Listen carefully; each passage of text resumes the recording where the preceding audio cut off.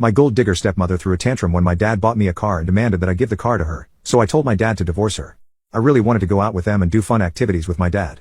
But at that time, I was just too scared to speak up. So I would end up just staying home while my dad took his wife to see the world.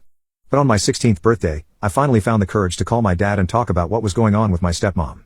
He still didn't believe me, but I think he realized that he needed to spend more time with me or we won't have a relationship in the future. So he started taking me out to fishing and even to some of his business trips. My stepmother didn't like that at all, and often threw tantrums about how I didn't need my dad but she did. Thankfully, my dad still hung out with me and we became really close. He assured me that I could stay in his house for as long as I wanted, and didn't have to move out at 18. Like always, my stepmother argued that what he told me was unfair and the house belonged to her once I was an adult. But my dad quickly shot her down by saying that his son should always stay close to him. Now, I never asked my dad to leave his wife or tried to stir up problems between them because I saw that he was genuinely happy with her sometimes. But on my 18th birthday, she officially took it too far. I was just relaxing at home, getting ready to leave and hang out with my friends. I thought that my dad was away on business again and was going to miss my birthday like he did every single year. But out of nowhere, the doorbell rang and my dad surprised me with a massive cake in his hands.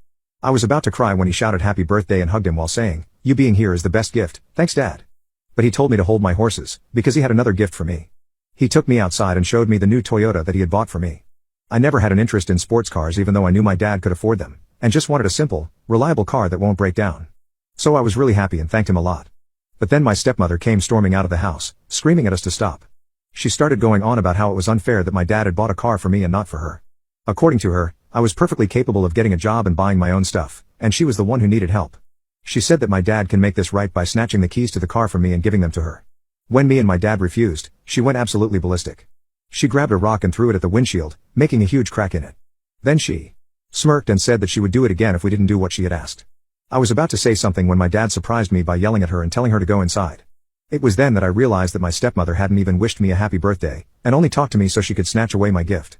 I also realized that if she cared so little about me, then there's no way she actually loved my dad and not just his money. While she stood there, still demanding that I hand over the car to her, I started making a plan about how to make my dad realize the same thing as me. Thankfully, my dad had changed from when he married her and didn't give in to her demands. When we were alone, I revealed to him all the abuse that his wife had put me through. He asked why I hadn't told him sooner, but honestly, I don't even know myself. I think it was because I wanted to protect his happiness, but I might have just been scared. I told my dad that this woman was just taking advantage of him, and that he needed to divorce her. And he, still reeling from the shock that the woman he married was abusing his son behind his back, stayed silent for a minute before telling me that he'll consider it. However, I know from the look on his face that he no longer wants to be with her. Now, I have to find a way to be there when he breaks the news so I can see what sort of look she has on her face.